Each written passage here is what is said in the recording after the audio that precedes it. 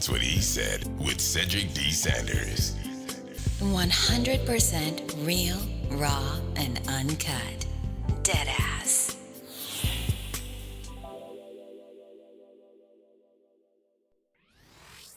Hello, my name is Cedric, and along with my beautiful wife, Connie, we'll be hosting my brand new podcast, That's What I Said.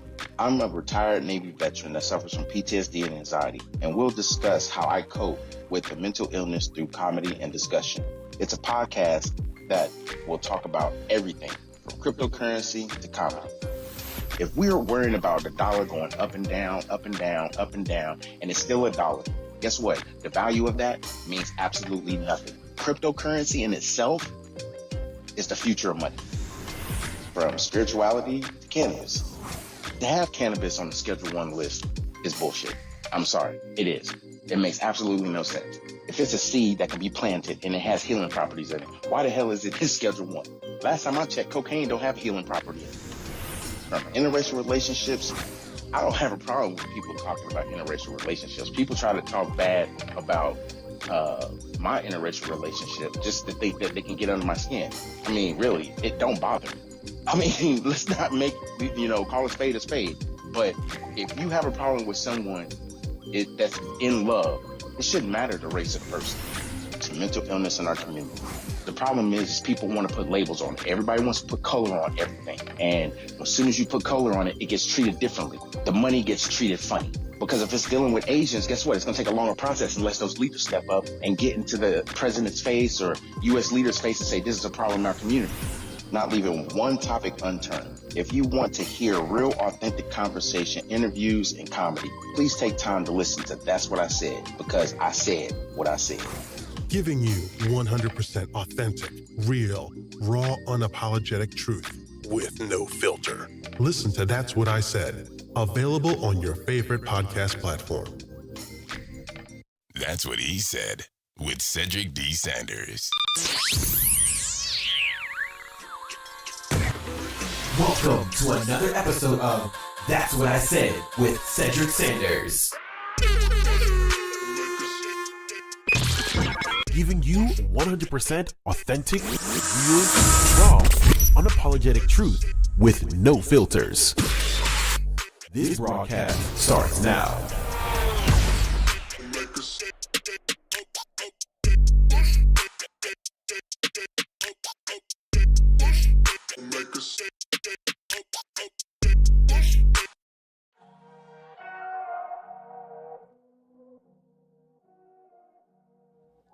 What's good? What's good? What is good? What's going on? What is really going on? It is Tuesday at that 7 p.m. Eastern time, so y'all already know what time it is. We already ready to kick it in high gear on That's What I Said podcast, live and direct on Facebook, YouTube, Twitch, or wherever you listen to your podcast. What's good, babe? What's good? What's good? What's good? Thanks for tapping in and tuning in with us. As always, we are live and direct from Studio B. I'm a little intrigued on our topic discussion tonight. Yeah, I mean it's a conversation that nobody. People are talking about it, but it's like a surface 5-minute conversation that people are talking about it in, and yeah, they're not really going further into depth on it. No, and I think a lot of it has to deal with the fact that, you know, they're in situations where they gotta go in every day. Right. See the same people every day. Right. People they don't want to deal with every day. Right. And then go home with that mad attitude because they didn't have to sit in front of somebody's face all day and them telling them how much of a good job they're doing, but they can't stand them. Yeah. So tonight is a topic I think that, it's one of those things that we should be talking about outside of the fact that we know that people innately have to go to work. Absolutely. When you go to school and you get your little trade or whatever it is you do, go in the military, whatever, you have to go to work. I mean, that's the way bills get paid, and that's the way you get a car and all this other stuff. But if we're telling people that they have to go to work, they have to get a job, they have to do all these things, what are we really saying? Right. It's, I think, a responsibility that we should have, regardless of what your financial situation is or wherever you are, you know, you're at socially and mentally. Mm-hmm. Work shouldn't be as hard as it is. No. They've technology has changed so much that there's so many different tools and stuff available that work should really be easier. You would think. One would think, yes. But to me, and this is just my opinion, and that's what I said, so everything that I say is my opinion. I think it's harder for people to want to go to work now because of what happened, you know, in 2020. Yeah. It was not because people got lazy or people got into a situation where they didn't feel like they should work. Mm-hmm. It was, we had a pandemic. The sad part about it is that the pandemic forced people to work from home. Right. So we're going to talk about it tonight, the future of work, in person versus remote. And like I said, every time I create topics, it always has, I think, in some form or fashion, generated it's generated some type of responsibility on my side because of, you know, this is us. I entirely show up at 30 minutes late every day, work 30 minutes, then watch YouTube TV and send people reels. and be tired as fuck when you get home. Exactly. That's because your brain and your eyes have been glued to your phone or whatever, the TV that you have, and it does something to the neutrons and stuff. Well, and, I think and it makes you sleepy. Well, that, and people don't realize this, when you have a job, regardless if it's 8, 10, 12 hours, and if it's solely computer based, 75% of it is sitting in front of a computer, you're going to be tired. Yeah, your eyes going to be tired, your brain going to be tired, you're going to be tired. Absolutely. I don't care how much sleep you get. You're tired is tired. Yeah, you're tired is tired. Shit. Facts. I mean, it goes to like, we don't understand why it's so important. I mean, and in certain jobs, yes, you would have to go in. I mean, I don't be tired, I'm lying.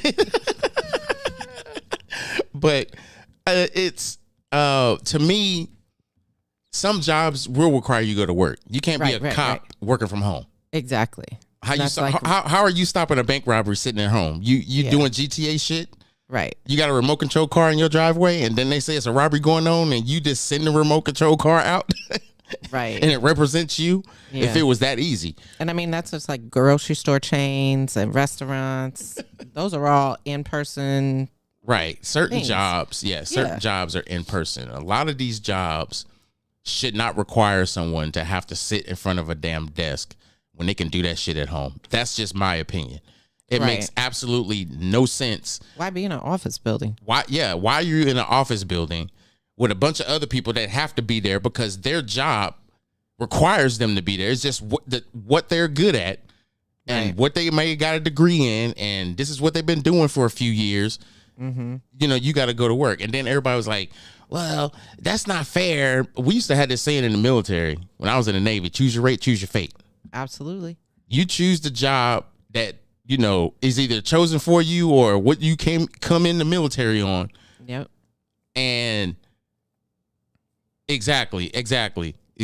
So it to me, it's harder, I think, for people to fathom the idea of working from home. And then there's other people that feel like they produce more working from home because really all they do is sit in front of a computer. Right. And I mean, I guess I can wholeheartedly say for myself, working from home, my production is far better than it is in the office because I have a lot less interruptions and all that kind of stuff. And at home, I still get the work done and then some. So, I mean, it just... there's certain skill sets or certain jobs, I think, that that's going to require you to go to a job and work. But to me, there's other skill sets, and it's something that Mario said that I was going to discuss anyway, but it's the role of technology and AI in the workplace was one of the things I was going to talk about. But exactly what he was saying, most work that, you know, you do remote is getting outsourced for cents on the dollar. Yeah. I mean, like literally it's for cents. Yep. They're like literally using either ChatGPT or some type of AI software to do the job that someone would normally do, regardless if it's filing, whatever. Mm-hmm. And literally they're outsourcing it. A lot of government contracts are being given to people that went to school, got their degrees or whatever in whatever field, created a business, and now, you know, it's getting contract to them. And guess what? They're working from home. Yeah. And it requires little FaceTime with, you know, the company that you're contracted with. So it's becoming a norm, but I think we as people have already, you know, been programmed. We've already been told you have to work.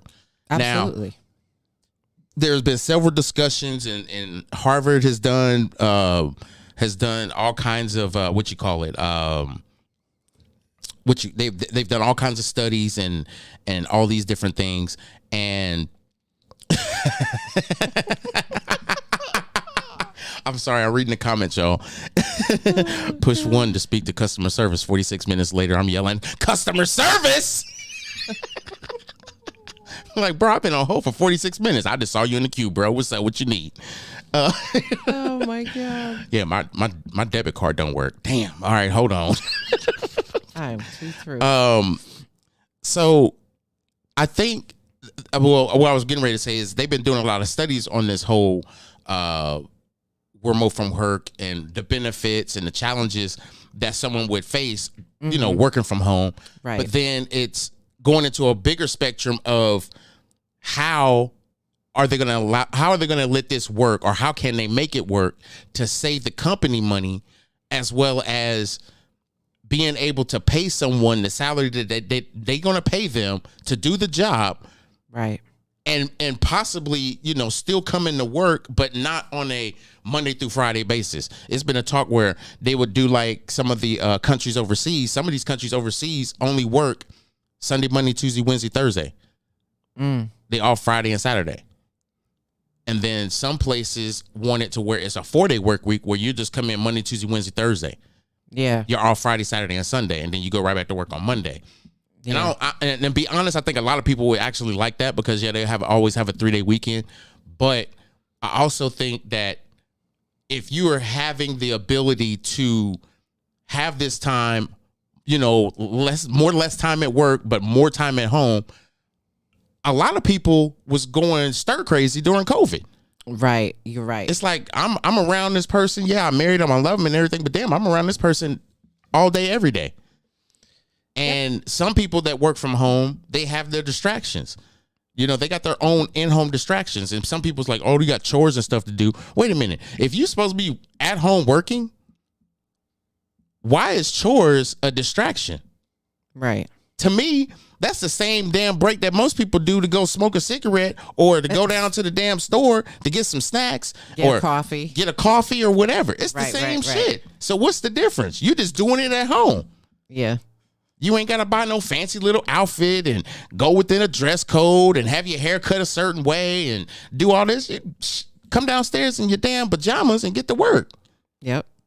So, I mean, I think there's a lot more that's going to go into this. And the reason why I say I think it's a lot more that's going to go into it is because it's becoming more of a conversation due to the fact that AI is starting to get involved. Yeah. And you got government or certain senators putting into place, I would say they wouldn't necessarily, I guess they are laws, but they're putting in place things that schools should be able to do their own research on to help, so people ain't using AI to do their homework and all this, you know, people trying to find shortcuts to yeah, they're adding different policies. Right. They're adding different policies to make sure that these things are checked. But I think it's leaving too much of the creative mind to shortcut ways to get things done. Instead of, we don't have so I was in you know, situation where you couldn't shoot from the hip. You had to know your job. Oh, absolutely. And if you didn't know your job, it affected lives. It affected the responsibility of you being able to take care of your man or woman or whatever the case. When you're in the military, that's just part of your DNA. Right. Other jobs is like that as well, you know, when you do public service or whatever the case may be. But there's some jobs you just don't have that relationship. You just go there because you have to pay bills. Right. You know, and some people is like, I hate this job, but I got to go because, you know, money got to be made. I got to pay bills or whatever. But if we don't have the responsibility to even just look at the bigger picture, and this is, to me, this is the bigger picture. They want you to have a home. They want you to have a place to stay, regardless. Regardless if it's an apartment, a shed, a duplex, a freaking trailer, a house, it doesn't matter. If you're able to do the same job you're doing at home, why not let these people do that? I know. It shouldn't be that big of an issue. But the issue is responsibility of the company and paying for the thousands of dollars they spend for a building, an office space, and they have to fill it and produce the work that they're supposed to produce and more. And pay you so that you can have the lifestyle that you desire to have, because you're owed that. This ain't slavery, damn it. You don't work for free. Right. So you should be able to have your house, your cars, your investments, your vacations and all these different things, and share that with your family and your kids and stuff so they can have, the lifestyle that they would ultimately love to have and not have to struggle. Right.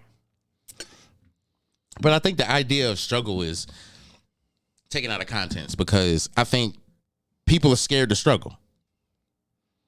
Yeah, because to those individuals, struggle is failure. And they don't want to fail. I can agree to that. But I also think that struggle is innately a bad word that a lot of people don't want to go through because they've never had to. And they will do everything they can so they don't be presented with that. Yeah. And life be lifing. Let's be real. Certain things happen to where it's like, damn, I'm struggling. Not realizing that you're struggling, but you are. And it's nothing that you're doing wrong. It's possibly nothing that you're doing wrong. You're doing everything right. You got a job, you got a house, you're doing all the things, paying all your bills, but bills keep going up, but your money ain't. Yeah. Bills keep going higher and higher and higher, but your money ain't. Food.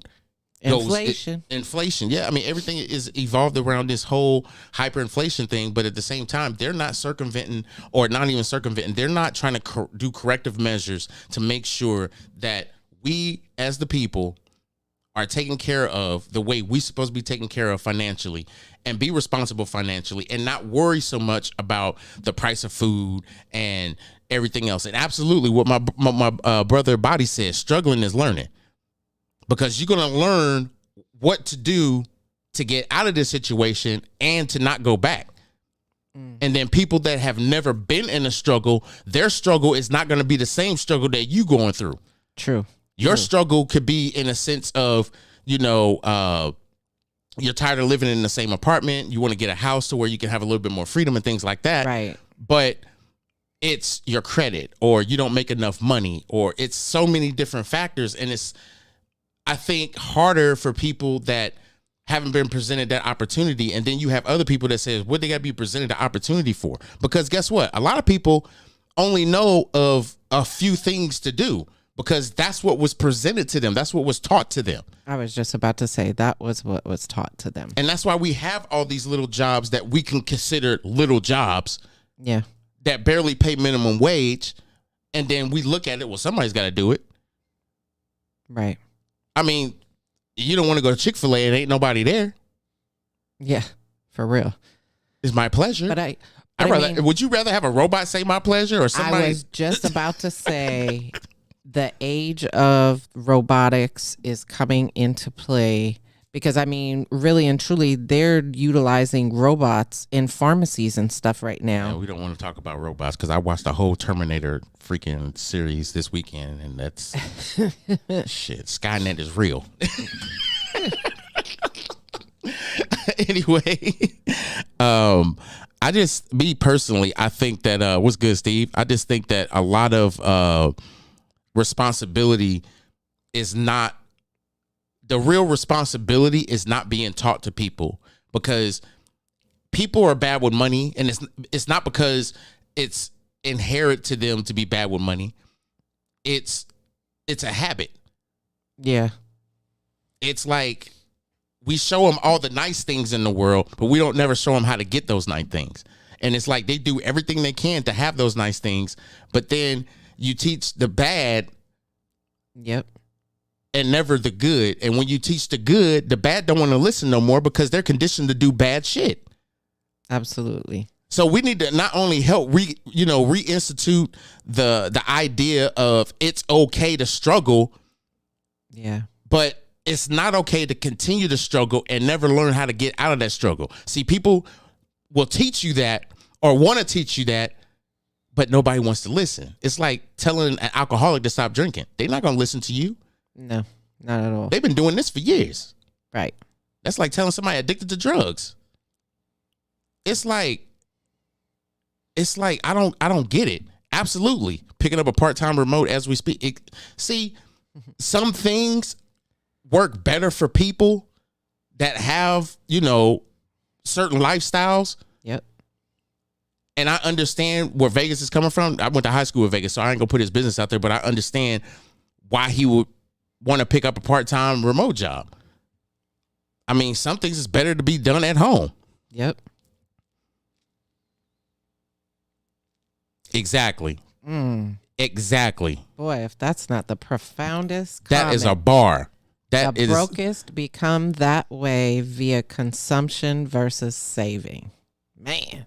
Where my bomb at? Cause that right there deserves that, because that's the truth. That's the truth. It's consuming, because people don't realize this. When you get paid, there is always this thought in your mind about what do I need to get? What do I need to do? Yeah. What's got to come out of this check? Some people, and some people have the idea, okay, what bills I got to pay? I got to do this. I got to do this. And then it's like, okay, I got all this. I got a little bit of extra money. What do I do with it? We're not having those conversations. Or we're having the conversations, nobody's listening to them. Or you don't have the people around you enough that's going to push you to listen to the conversations you need to be listening to. Yes, time versus money. Absolutely. Yep. And I think my wife knows, because I told her in 2024 I was changing my evolution of how I do not just my business, but what I'm doing financially. And it's like, one of the things I told her I was doing was, I am going to day trade crypto. I am going to day trade crypto. And then some people were like, oh, well, to become a day trader, that's like $25,000. That's for stock market. I mean, I think it's a great goal that you're putting on yourself to do. And I know for me, it wouldn't work for me, because I'm not savvy enough with crypto or the research that you've done over the last, good gosh, 5-6 years to get to where the level that you're on right now. So you understand it, and you would be able to do it and not have an issue with it. Well, period. Well, that plays a part in it, but I'm going to be honest with you. One of the things that you have to be able to have if you're going to day trade crypto or stocks or whatever is patience. Right. Knowledge, yes. Knowledge is key. You have to have knowledge. But the other thing is patience. And a lot of people don't have patience. They don't want to make money, so they don't have the patience to learn the stuff that they need to learn. And then have the patience to sit in front of a computer and everything else. Right. And I'm going to come back to this whole sitting in front of the computer thing in a minute. But a lot of times that is something people don't want to do, but they'll sit on the computer on a dating app, or they'll sit on a computer and play games, or they'll sit on the computer and look at other people's live videos or go on YouTube or whatever the case may be, but they won't sit on the computer and make money. Yes, absolutely. Absolutely. A fear of change has always played a part in that. And absolutely, Body, don't limit yourself. I've tried to teach her, and it's not been a struggle, but it's always been that she's listening. But I can listen to him talk about crypto, Body, all day long. But what's good, Stacks? It don't register with me to be on the level that he's on. I will give her I promise y'all this. I promise y'all this, and y'all can hear this. This is recorded. Just because I'm live don't mean it's recorded. This is recorded. So please download the Spreaker podcast app so that you can actually listen to the audio, and please listen through the commercials, because those ads actually help the podcast, and it's not just financially, it just helps my podcast as far as being able to get into the different demographics that it needs to get into. And knowing your phone and your geolocation that I don't get to look at, the platform does, so they can distribute the podcast correctly. Anyway, I think crypto is a very intricate currency, but tying this back to the topic, when you have the time, if you got the time to sit in front of a computer and want to do remote work, or have the ability to do remote work, to me, you should be able to negotiate when you can go in and out of the office. Absolutely. Like, what days work for you? What is the minimum that I have to go into the office? And what are you expecting out of me when I go into the office? Because what I'm doing, what I'm going to produce when I'm home, I can tell you right now, it's going to be completely different than what I'm going to do in the office. Absolutely. And I know me. And I can attest to that. Well, yeah, absolutely. But I know me. If I'm working from home, I won't have any distractions because I would have an office. I would have an office in my privacy. But to me, now this is just me. That's what I said, my opinion. This don't mean that it's the truth. That don't mean you gotta take it as, the whole Don Julio thing. You ain't gotta do all that. You ain't. But you may agree with what I said, and that's absolutely okay. But to me, if I'm able to have the ability to negotiate the hours or the days that I go into work, and I produce more at home than I would going into the building, because I know me, when I go into the office, I don't want to talk to a lot of people. Everybody wants to have meetings to see how you're doing. That should kill me. I'm sorry. To be in your business. And then half the time, and I know me, I'm not a very giving person to my personal life unless I done met somebody or I've worked with someone for a long period of time and I know their family. That's something totally different. But if it's somebody that I don't even have conversations with or fuck with like that, why am I even wanting to have a conversation with them about my personal life? Yeah. That's just, to me, certain things you just don't want to do.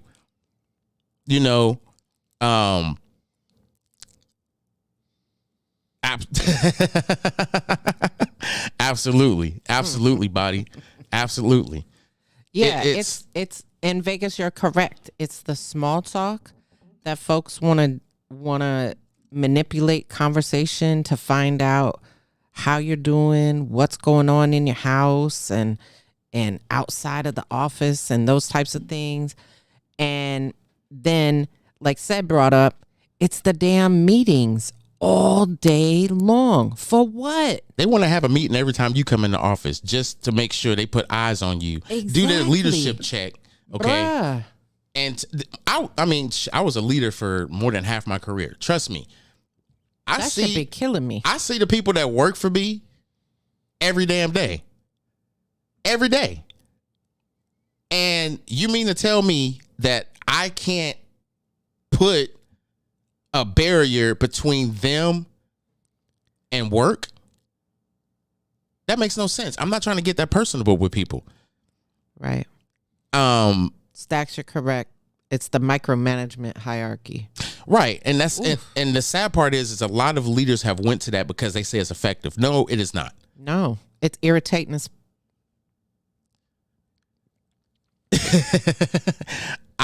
this is just me, okay? a sit down and a snack. Facts. This is just me. I'm not into micromanaging. And I think this is the thing that has forced people to want to go into business for themselves. Yes. Create some type of leverage between themselves and the place that they work for.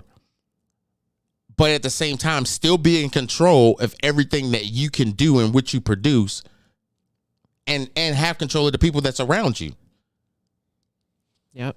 But we can't get to that position because we're not taught that.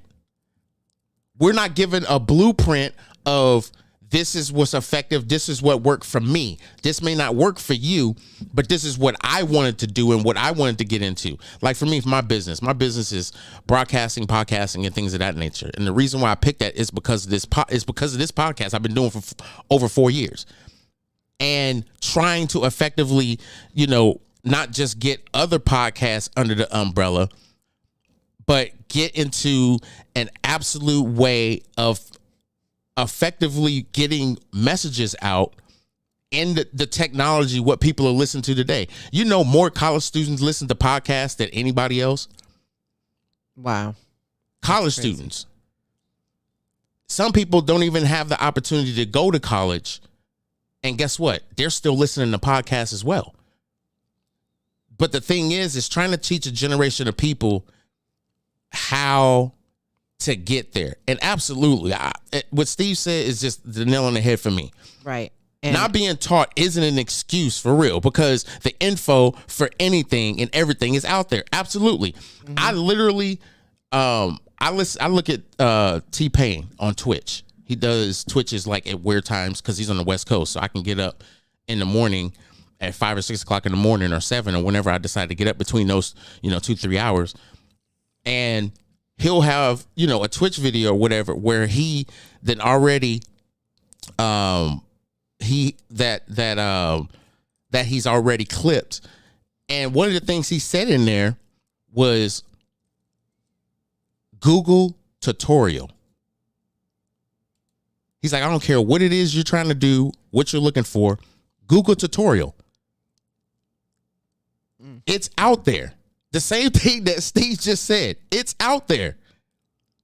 It's literally, you got Google, you got Bing, you got all these different search engines. I remember when they had Web Crawler. Shit, I'm telling my age. Wow. English, mother. And it's like Stack said, we're in a technology innovative world where agile methodology is the new wave. Facts. And that is such Facts. a damn fact because Facts. they are pushing the agile method, the scrum master. Right. Like they're pushing all these types of certifications, and some places are actually offering these certifications for free. Yeah. Yeah. Where you don't actually have to pay for it. Like you go register for, a class or whatever. You don't have to necessarily pay the actual amount that the class costs. Right. But if you're part of this community or what have you, some of those communities, especially for a lot of our military folks, the veterans, and those that are transitioning out from the military to civilian world, right. There's so many different groups and stuff that are available that are offering these certifications for free. I'm gonna be honest with you. I'm gonna throw this out there. I appreciate you, Steve. I'm gonna look at it just a second. Something that was going in my mind when you were saying that was like they have this took years for the military to even get it in place the way they do now. Right. Let me get that out. But veterans still don't get the 100% treatment I think they deserve to get. It shouldn't be a fight to up the amount of money that these veterans get on disability as well as their compensation and pensions. Right. But there's people out there that never got that military exposure, were able to go through the different cycles of life, get a job, have kids, have a family, whatever the case may be, or just be single and, have the house and the house. I mean, just have the things that they need in their life, a car, house, right. Everything's good. But there's people out there that never get to that point because they make excuses. And the disconnect is that the excuses that they make is the Band-Aid for everything else that's messing with them and everything that's been bothering them. Because a lot of people make excuses when they don't want to fix nothing. Some people make excuses to procrastinate. All these excuses put you in a downward spiral of nothingness to where you are suffering from your own demise because you don't want to get off your ass and just be productive and do something so that it doesn't shelter you. And that's what happens. People get sheltered by their own hand. Like by their own hand. It's like, it doesn't make sense. It's like you're purposely putting yourself in this situation and it's perpetually getting worse. It's like you ain't even got to the point where anything good that somebody says, great to you, it doesn't register because you already got yourself programmed to just dwell in the excuses you created. It's the same thing with someone that's someone that has what's the word I'm looking for? Someone that is insecure. We throw a lot of our own insecurities on other people because that's what trauma bonding is. Yeah. And we innately do it because we want to feel comfortable around someone. So we throw our insecurities on someone in hopes that they would understand and try to fix it or help them fix it. No, fix your own shit. You created it. Yeah. How are you trying to give me this cold now that we both sharing now? We both coughing on each other. we both too weak to go downstairs and make some third flu. So we blowing our own self up for no reason. Are you serious right now? I'm sitting there with my feet in the anthill, in the same anthill that you then got bit up. These fire ants is tearing your ass up. But I'm gonna put my feet in there because I want to feel what that feel like. Are you serious? Mm-hmm. That's exactly what people doing to themselves when they make excuses. Look, I'm not saying that everybody on this planet will get to the point where they will stop doing the dumb shit that they do and be rich and understand that 6 Saturdays and a Sunday is a whole hell of a lot better than Monday through, Sunday, Monday, Tuesday, Wednesday, Thursday, Friday, Saturday. Yeah. When you can live a life when you got 6 Saturdays and a Sunday, I'm just saying. Yeah. I'm sorry. So many people are looking forward to being able to have that 6 Saturdays and a Sunday that they really are overdoing it in some respects. Right. Because they're working so hard, but they're not getting paid their worth. And they're working basically to die. Right. And because there's no benefit in between. They're not enjoying anything. Absolutely. I see you in there. I see you, Sonia. Absolutely. And I think it's, well, you know what? I see you in here, Deb. Look. Thanks everybody for tapping in and jumping in the chat and livening the conversation. We appreciate it. We do. We can navigate work environments all day long because that's what we're doing. Okay. We can navigate work environments all day long. Mm-hmm. Other people are navigating the excuses and bullshit they create to stay stagnant. That's real. That's stuff that's going on. Yeah. That's not just a figment of my imagination. This is real. Mm-hmm. Like, this is real. You can't just not know that this is going on. First.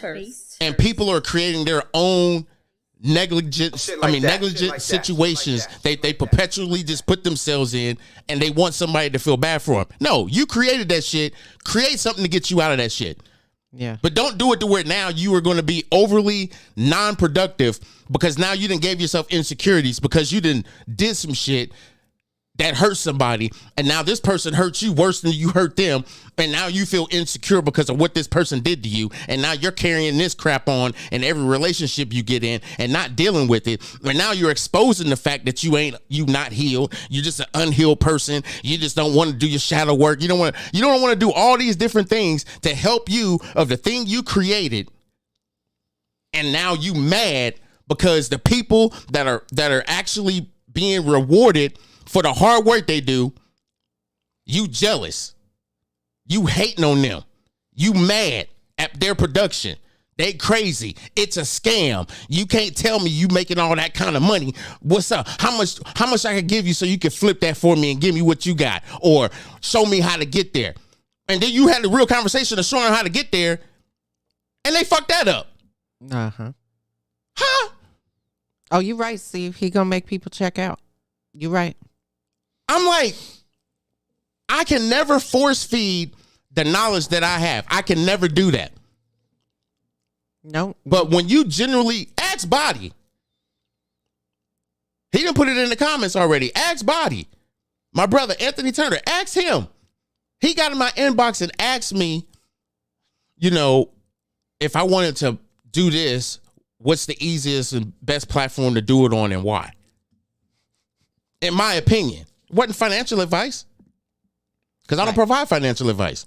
Right. But we can't do that as a people, to just be honest. To the left. I mean, it's like, I'm not trying to yell at y'all and say we got to do better. But damn it, we got to do better. But like, for real, I'm going to stand on it. We really got to do better. As a people and a community, as a whole, as a damn United States, we have to do better. I'm about to say something. I'm about to say something real, but something funny and fucked up at the same time. You know the reason why they created Cash App? You know the reason why they created Cash App? Like, for real. It was a testing platform to do better than what PayPal was doing. Wow. And put it in your hands. I'm sick. You know how many people use Cash App on a daily basis, and it's not even to trade money? Right. They use it for other things. People don't realize that this was an opportunity to control people and their money. Just my opinion. Because who's regulating PayPal? I mean, who's regulating Cash App? The damn IRS. They want to make sure if you get $600 or more in there, where's it coming from? Yep. Who sent it to you? And why? Are they doing that with your bank account? No. Are they doing that with your bank account?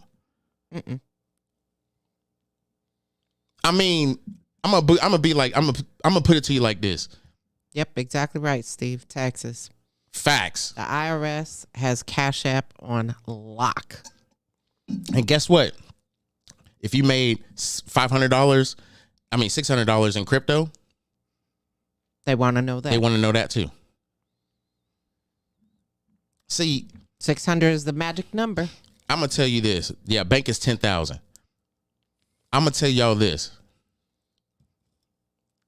If y'all don't know what a trust fund is, if you don't know what a private reserve account is, or somewhere in that position of a reserve account,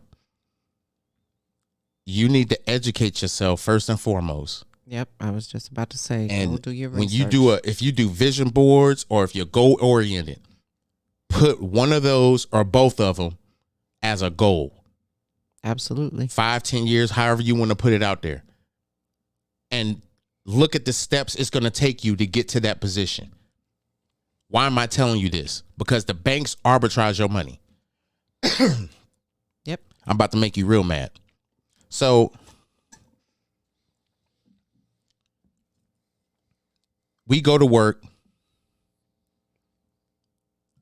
and the money they give us is for an hourly wage that we agreed upon that you was going to pay me for the services I provide. Correct? Correct. You know they pay bills before you getting their trash funds. Before you get your paycheck, you getting leftovers from the check that they got before they paid their bills.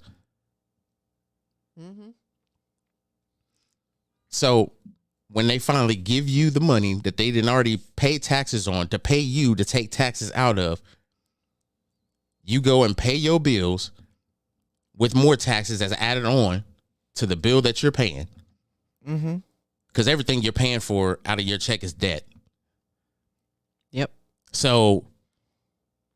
And go to the grocery store to pay taxes. Absolutely. Go to the gas station and pay a tax on the gas that you're getting. I'm going to tell y'all some game.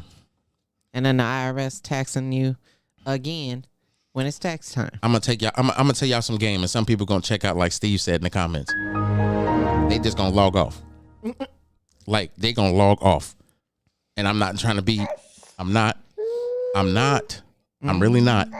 Okay. If you own a business and you put a trust in your business, say that you have a home-based business and you set up a trust for it, and you set it up in your you know what I'm talking about. You set up your trust for the business. Now, You know you don't pay taxes on that, right? Yes, I did know that. Now, did you know that this is how Bill and his wife Don't pay taxes at all? Yeah. And a lot of people sit there and say it's a scam. It's not a scam. No. What is his wife's name? He got that. The ex-wife? Yeah, the ex-wife. Melinda. Yeah. Bill and Melinda Gates Foundation. Mm-hmm. That's a trust. Show the fuck is. All that money he got in there, all those billions of dollars, that's a trust. And he can't get taxed on it. Nope. Because why? It's a trust. Now, he borrows off that trust. This is what arbitrage is. He borrows off that trust. Mm-hmm. But he's borrowing from himself. Exactly. Because he already put all that money in there. He's the APR. Yes. Because he's setting his APR by putting it into investments that are making him money. And guess what? When he makes a profit off that money, he's going to take it out and put it right back into the trust. Sure is.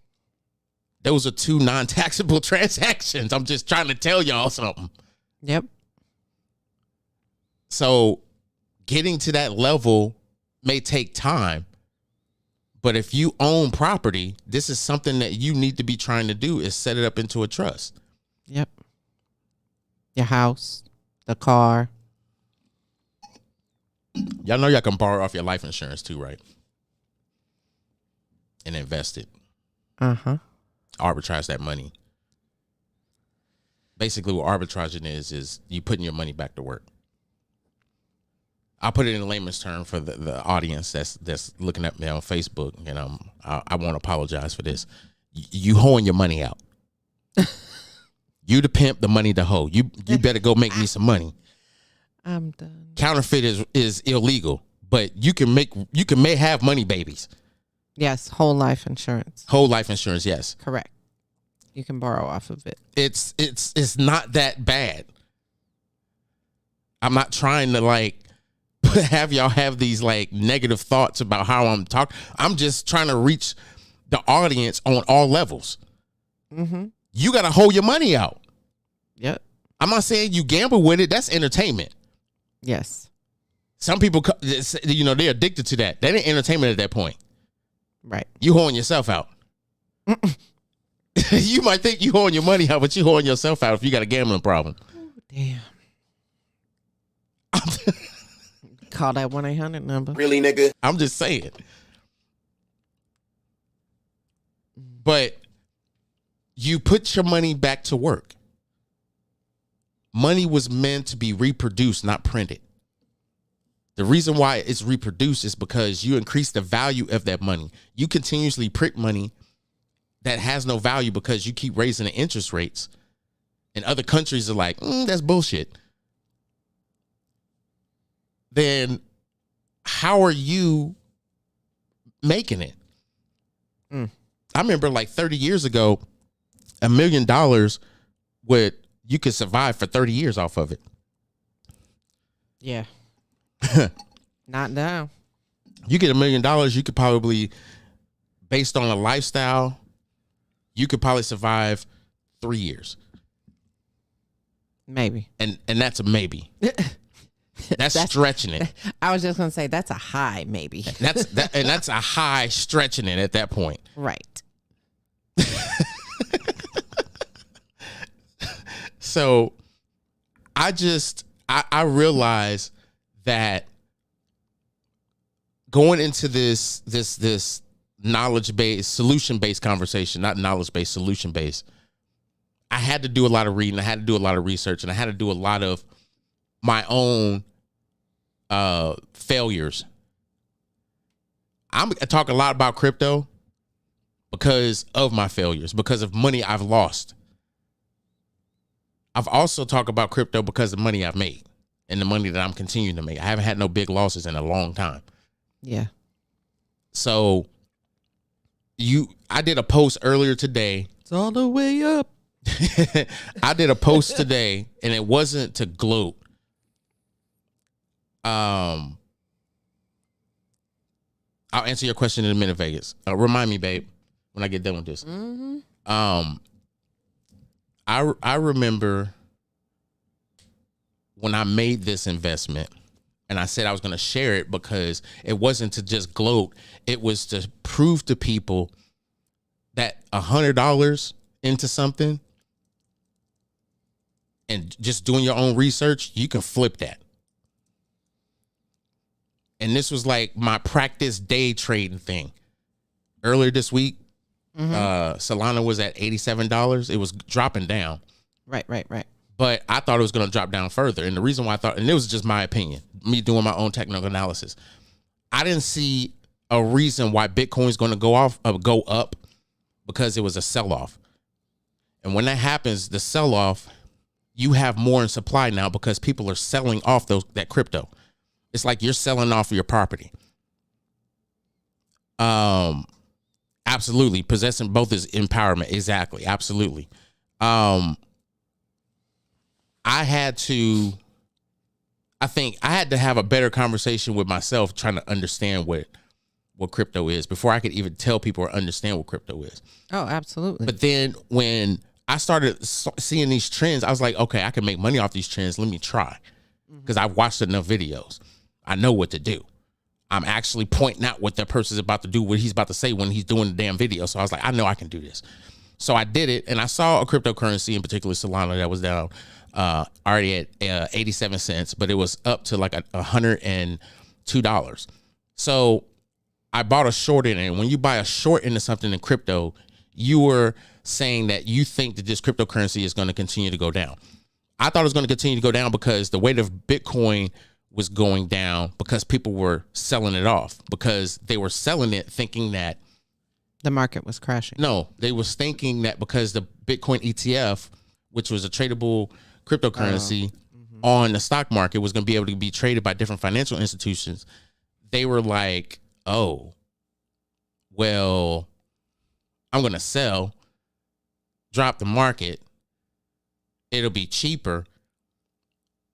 And all of these investment companies and everything else are just going to collect and start buying the hell out of Bitcoin. The value of it's going to go up, which means the ETF is going to go up. So it brings to the knowledge of, okay, if this is going to continue to go down, and I don't know how long it's going to go down, but I got a feeling it's only going to go here because this is the last time it tested this area. If it goes below that, then Bitcoin is going to fall through the ground, or it is already.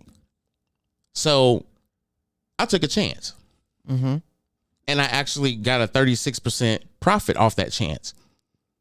But that was taking time, and me taking my time and just overly paying attention to not just the market, but what I know, and what other people, being patient, and what other people are saying and everything else, and saying, "Yep, you're right." Okay, yeah.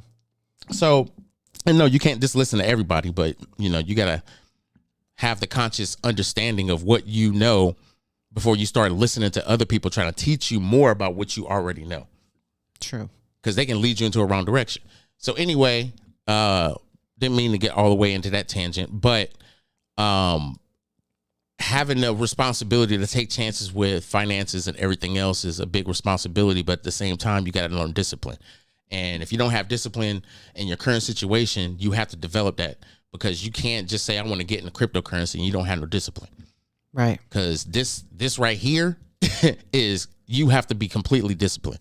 Yeah. So, let's go back to Vegas's comment. Yes. Where he says, so you own a business and say a house, a car, whatever, you set it up so that property or car is covered in your trust, which you then pay no taxes on. Am I understanding this correctly? So the idea of setting up a trust is you're setting it up for assets for your kids. It's almost like a will. So you set the trust up to where your kids or whatever have access to it at a certain age, or however you want to set it up.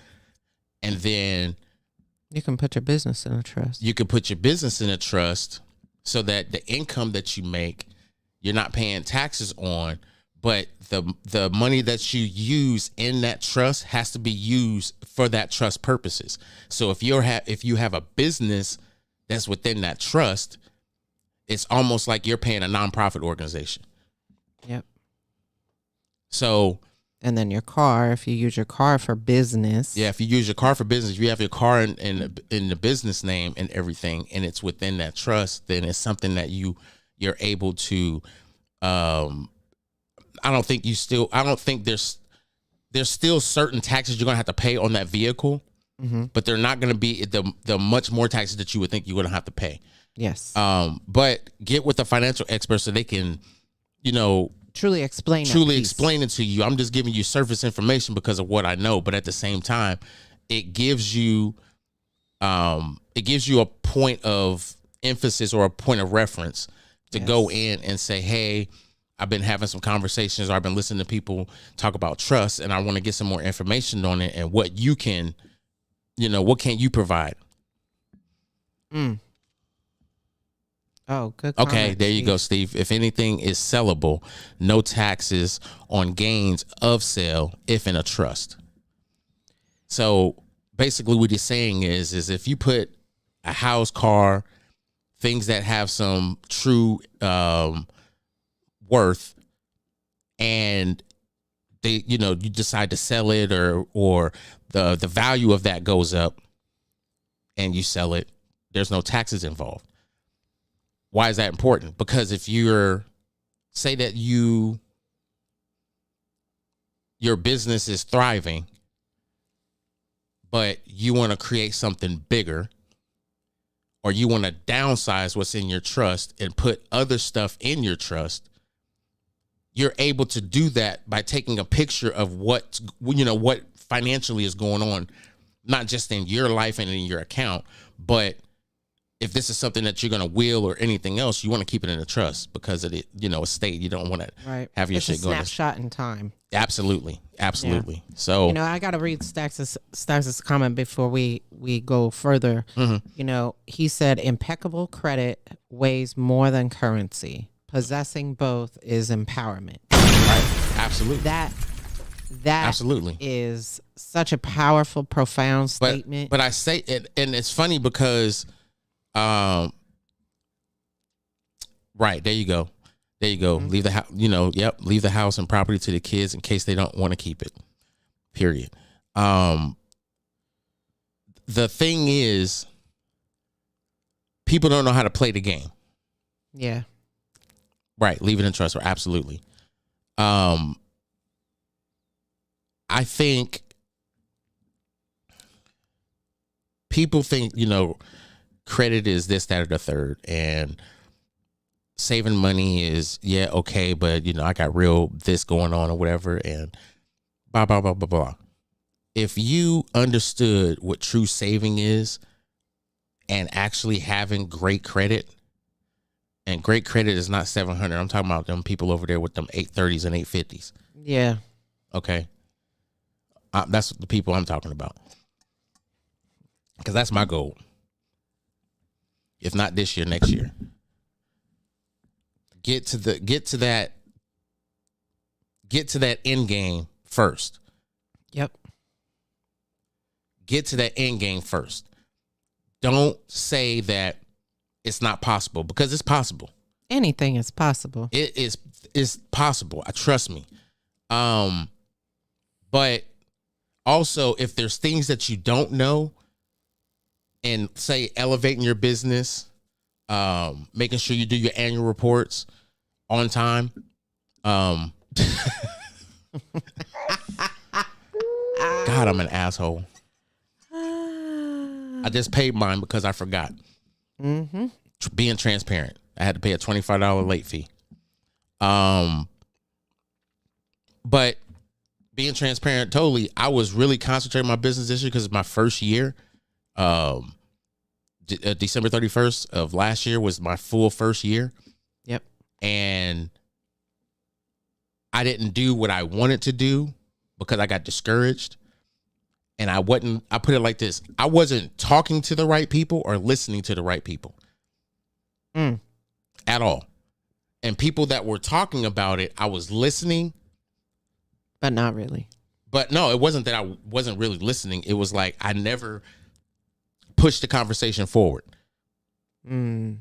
Because that's where I get intimidated. Because if I don't know I have to think about how I can ask this person more about what they were talking about. And it's not about, are you really a friend of that person? No, it's not that. It's, when is this person really going to have time to talk to me about all that shit? Because I know it's a lot in that conversation. So it's like, that's what I think about. I don't think about, oh, he better tell me we boys. No, I don't think about it like that. I think about it from their perspective. I'm trying to be genuine to their life, you know, what they're doing. Yeah. They may not even want to tell me that. They might have been just saying that. Yeah, just have conversations. Not even just part of conversation, just to let that person know, hey, blah, blah, blah. It's out there. Maybe I just got to find it then, right? Yeah. It's like, okay, but what the hell am I looking for? So it's being able to go in the right direction and then have the confidence, you know, you're going in the right direction. But that's it, y'all. I'm not going to keep y'all. I've already been on here almost an hour, and that's where I want to keep it, if not shorter.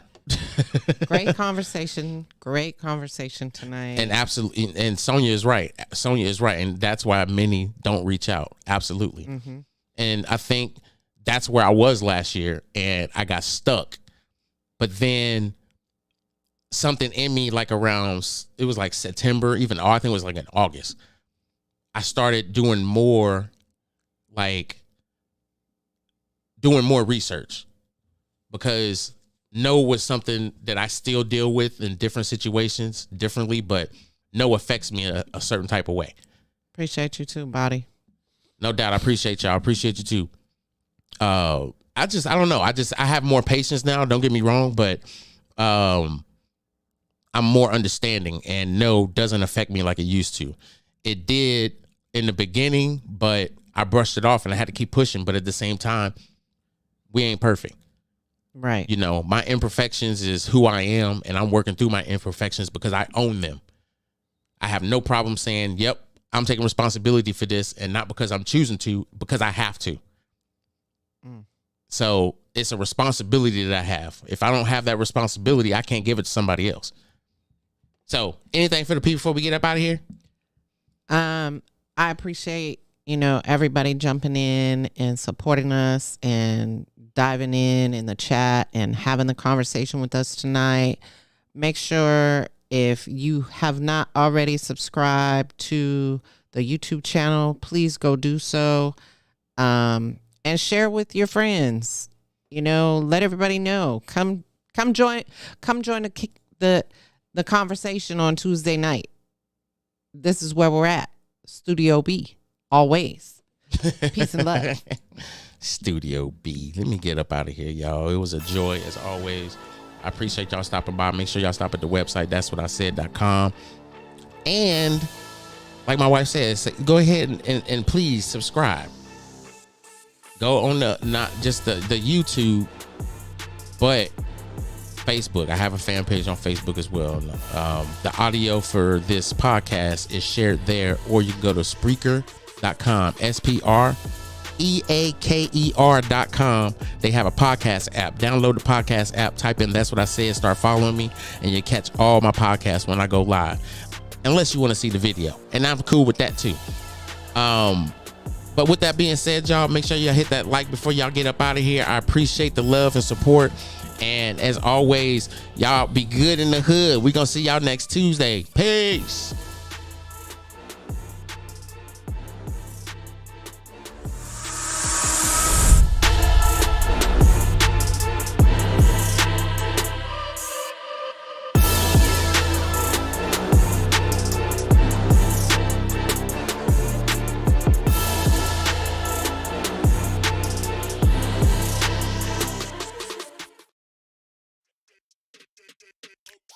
That's What He Said with Cedric D. Sanders. Thanks for listening to another episode of That's What I Said with Cedric Sanders. Make sure to like and subscribe to the show on your favorite podcast platform so you never miss an episode.